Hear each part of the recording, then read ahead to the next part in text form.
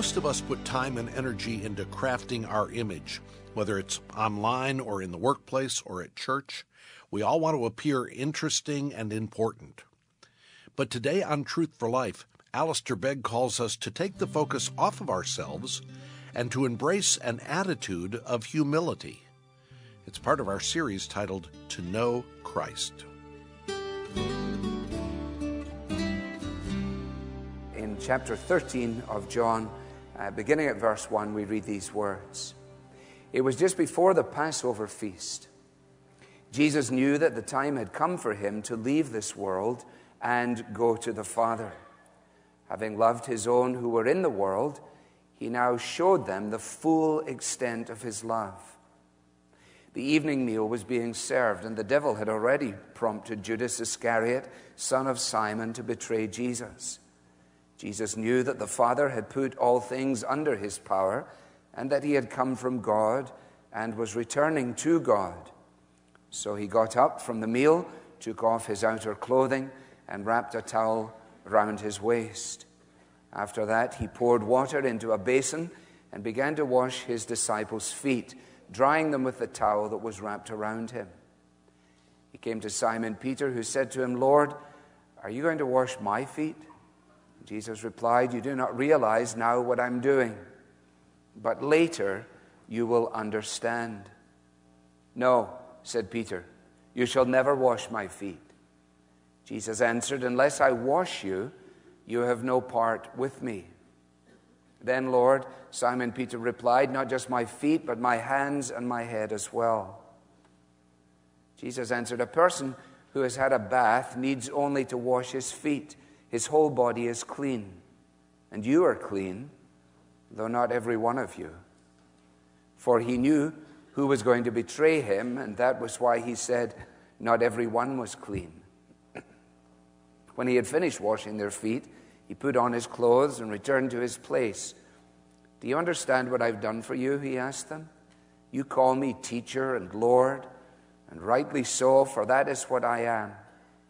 Now that I, your Lord and teacher, have washed your feet, you also should wash one another's feet. I have set you an example that you should do as I have done for you. I tell you the truth, no servant is greater than his master, nor is a messenger greater than the one who sent him. Now that you know these things, you will be blessed if you do them. Amen. The events of the Gospel of John from about the 19th verse of chapter 1, which is the end of John's prologue, all the way through to the end of chapter 12, cover a period of some 3 years. From chapter 13 to the end covers a period that essentially is that of the Passion Week. And the opening 3 verses of the chapter that we have just read provide an important and significant context for the significance of the events that are about to unfold.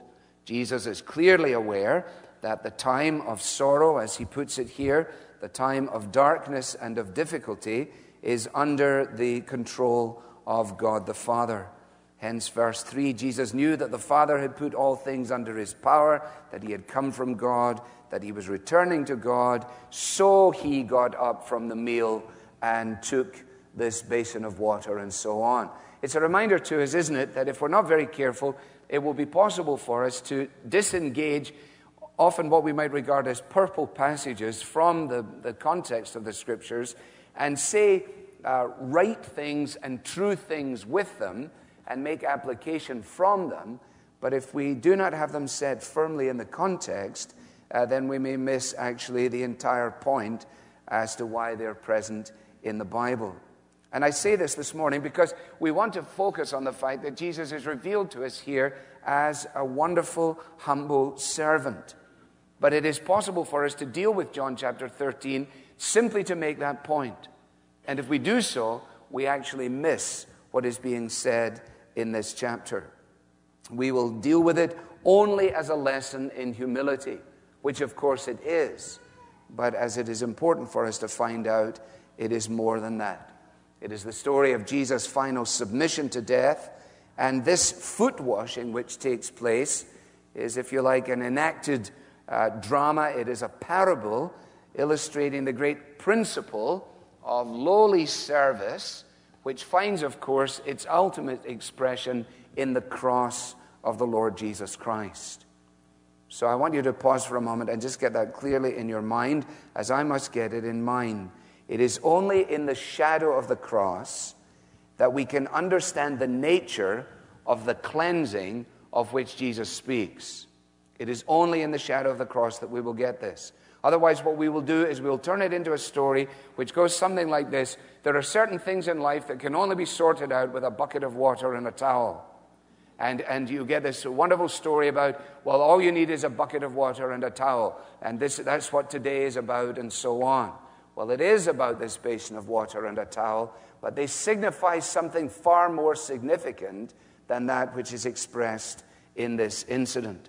So, if you like, there are two levels at which we're tackling or being tackled by this passage this morning. Well, let us begin, first of all, by noting, if you're taking notes, the humility that Christ displays. The humility that he displays. We might summarize it in three statements. First of all, we find the Creator washing the feet of his creation.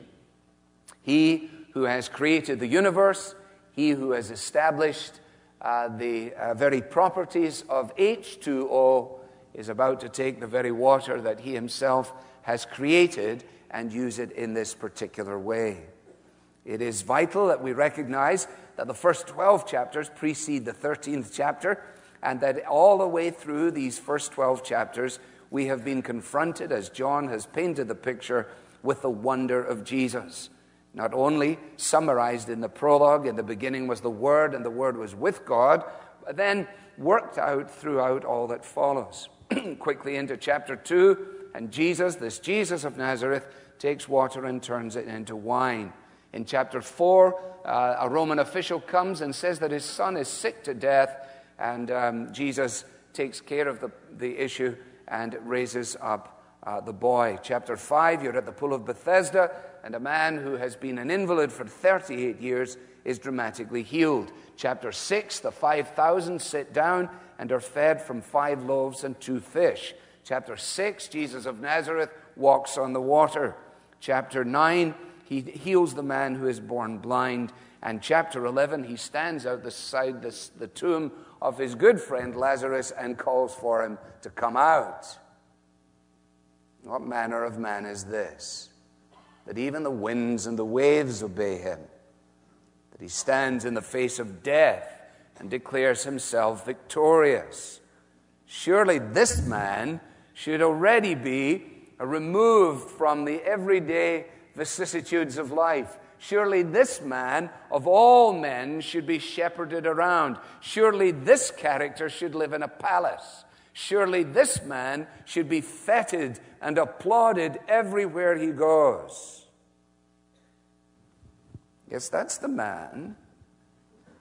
Now look again. So, verse 4, he got up from the meal, took off his outer clothing, and wrapped a towel around his waist. The Creator washes the feet of his creation. He who, in Wesley's words, is our God contracted to a span, incomprehensibly made man, whom Phillips, in his rendition of the prologue, describes him in this way: all creation took place through him, and none took place without him. This is the one who does this. If you like, we really need to read John chapter 13 in light of the hymn in Philippians chapter 2. We won't delay on it, but let me just remind you of it so that you can consider this as the day unfolds. Philippians chapter 2, remember the words of Paul quoting a Christian hymn, it would seem, maybe one that he wrote, maybe one that had been written by somebody else. And he says, your attitude should be the same as that of Christ Jesus, who, being in very nature God, did not consider equality with God something to be grasped, but made himself nothing, taking the very nature of a servant, being made in the likeness of man, found in appearance as a man, humbled himself, became obedient to death, even to death on a cross. And what you have in this scene, as he takes this towel and wraps it around him, as he takes this basin, is, if you like, is almost a parable, an enactment of the vastness of what is there described in poetry by Paul in Philippians chapter 2. Indeed, there is actually no adequate analogy to convey the wonder of what is taking place here. What is happening? The hymn writers have done their best with it, conveying only in descriptive terms what is happening, rewriting it, if you like, in poetic form. So, for example, in the hymn that reads, "The Son of God his glory hides, with parents mean and poor, and he who made the heavens abides in village home obscure. He in whose sight the angels stand, around whose throne they meet, now stoops, prepared on bended knee, to wash his followers' feet." There's nothing like this in all of human history. There's nothing like this in the stories of world religion. Nothing. That the Lord of glory stoops in this way. Indeed, when we think of the notion of him emptying himself, a phrase over which some people stumble, we ought to understand it not in terms of a deficit, but in terms of an addition.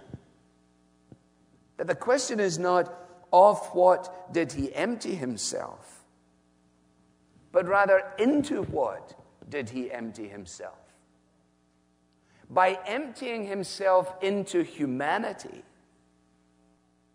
by adding to himself something that was not previously there, namely humanity, he expressed his humility. In other words, the expression of his emptying is not in what he laid aside, but in what he took to himself. which just in passing is a reminder that those of us are so stuck on ourselves and on our humanity and who we are and how we look and what we've done and everything else. For the Lord of glory to assume humanity was a step down. And he stepped down into our world.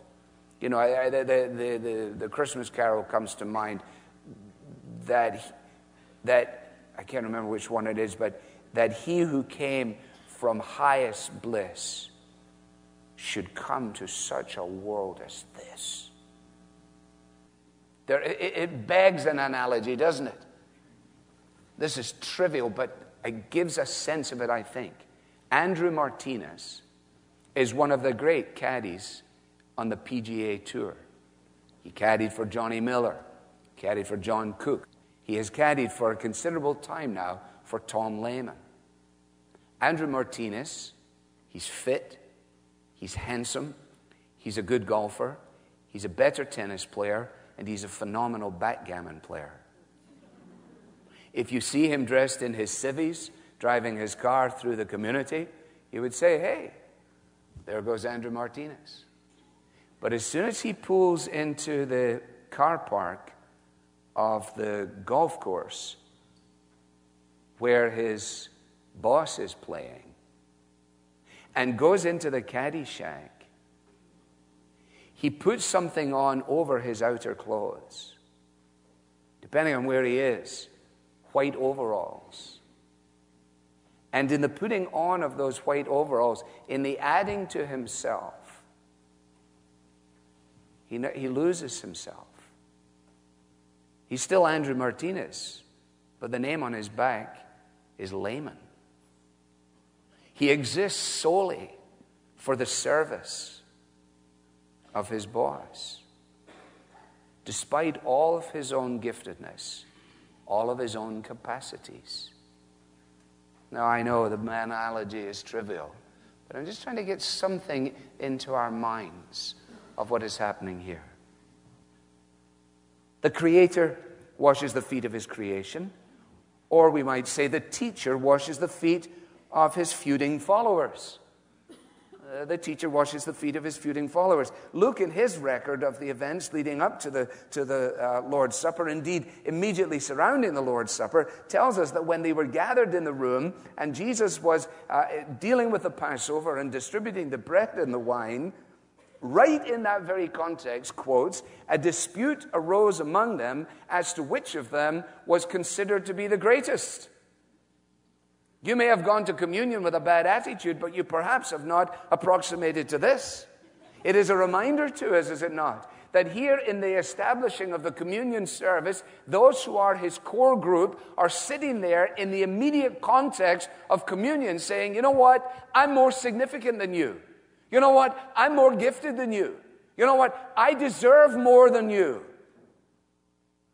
In other words, it is the story, it is the ongoing story of the followers of Jesus right down to your last deacon's meeting, right down to your last church meeting. It is the story of division and dispute and heartache and chaos, which is the very denial of the principle that is described to us here as the teacher washes the feet of his feuding disciples.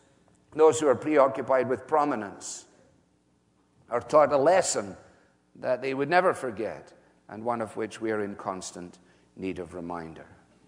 How much trouble arises as a result of my fat head? A great deal, and perhaps yours too. Standing on dignity. Don't these people know who I am? Don't they know where I've been? Haven't they heard of what I've accomplished? Surely of all the people in this meeting, there ought to be a special seat for me. Really? Not if we're going to be like Jesus, no. But if we want to just be like ourselves, yes. If we want to believe we're the center of the universe. I'm so glad Bruce Narramore is helping us with our children. The little emperors of the little emperors of the 21st century. Now, make no mistake about it. The idea of a graduation from kindergarten is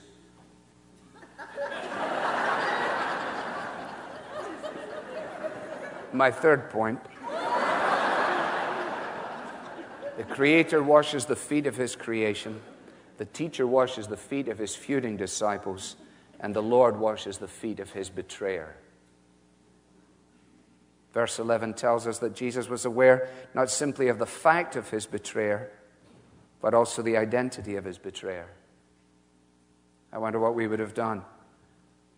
Skipped him? Ignored him? Well, verse 5 tells us what he did. He washed his feet. And when that was all over, and the disciples reflected upon the ministry of Jesus, how the words of the Sermon on the Mount must have been riveted in their minds as they contemplated what their master had said, and now what their master had done. For example, just one quote from the Sermon on the Mount. You have heard that it was said, love your neighbor and hate your enemy. But I tell you, love your enemies and pray for those who persecute you. The Lord of glory washes the feet of his betrayer. Well, let's move on from that from the humility that Jesus displays to the clarity that, if you like, Jesus provides. We won't delay on this, but we need to understand the custom of the day. I'm sure many of us are familiar with it. Therefore, it's just tedious when you have to listen to the fellow go and take about 15 minutes describing something that could be described in a sentence. So let's just try and get right through it, shall we? The roads of Palestine were unsurfaced. They were uncleaned. In dry weather, the traveler's feet would be dusty. In wet weather, they would squelch through the mud, and they would be quite challenging. Consequently, the wearing of open sandals would bring their feet at the end of a journey into the context of a home, in need of attention before they went very far. As a result of that, there were water pots at the door. The water pots were there in order to be used for the washing of the feet. Along with the water pots, there was often a servant. The servant would then know what he was supposed to do, take the water, wash the feet, let the people in for the meal. If the servant wasn't present, then the person who was responsible for the home would then exercise due humility in fulfilling the role of the servant, so that you, having been welcomed to the house, would enjoy the privileges. We've been doing much the same in enjoying the hospitality of someone around the lake. We've actually had one of those coolers with water in it all week, so that when we come up off the beach, we stand in the cooler and shake around a little, so that our feet may then be presentable when we go into the house. And despite how much I've asked my wife just to stand there and wash my feet for me, it just hasn't happened. Well, the interesting thing is that in terms of the custom of the day, it just hadn't happened. And you will notice that the disciples had presumably worked themselves up into such a state of competitive pride, or that they'd just grown so disinterested in one another that the meal was already being served. It's within the context of the meal. You'll notice that. He got up and took off his outer clothing and engaged in these things. Now, here's the real issue, and at this point we have to fasten down. We need to grasp the symbolism which Peter clearly misses. We need to grasp the symbolism which Peter clearly misses. Because if we miss it with him, then we miss the whole thing, and then it can just so easily become a form of moralism. Here's humility, why don't you try and be humble? It is a lesson in humility, but that is not ultimately what it is. You notice that the meal was being served. Verse 2, that is. In other words, it expresses the deliberate nature of the action of Jesus. In chapter 3, he's spoken about the need for spiritual birth. In chapter 4, about the nature of spiritual living water. In chapter 6, about spiritual bread, he who is the bread of life. And now he is addressing the issue of spiritual cleansing.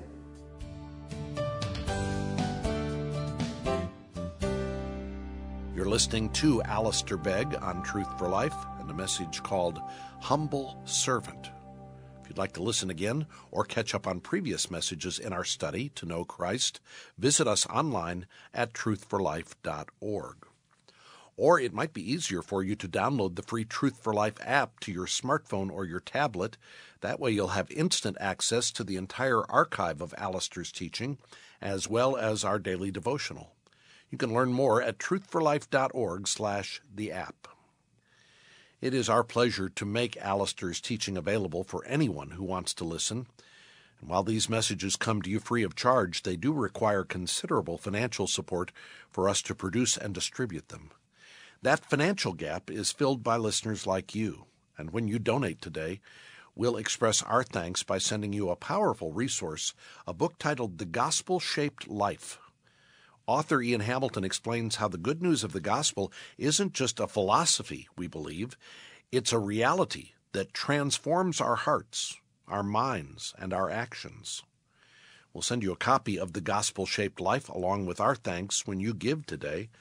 But this book is only available a few more days, so don't wait. Call right now, 888-588-7884. That's 888-588-7884, or give online by visiting truthforlife.org.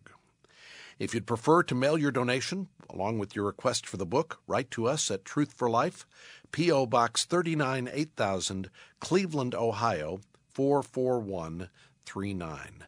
And don't forget, May 7th through the 9th, Alistair is hosting the 2018 Basics Conference for pastors and men in church leadership. If you're not able to attend in person this year, you can still join us. You can view the live stream. Check out the schedule and sign up to receive an email to remind you when the conference begins. Go to basicsconference.org. I'm Bob Lepine for Alistair Begg and all of us at Truth for Life, hoping you will worship with your church family this weekend, and then join us Monday when Alistair continues our study, looking at the moment when Jesus washed his disciples' feet. Today's program was furnished by Truth for Life, where the learning is for living.